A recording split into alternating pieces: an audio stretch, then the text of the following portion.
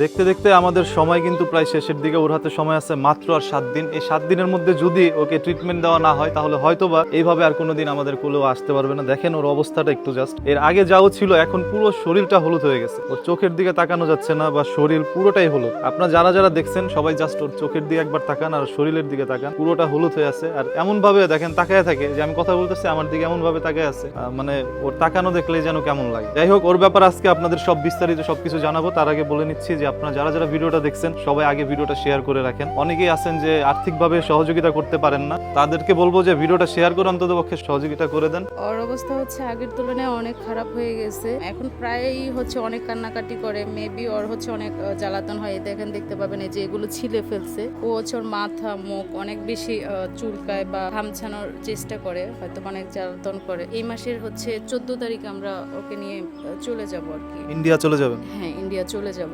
total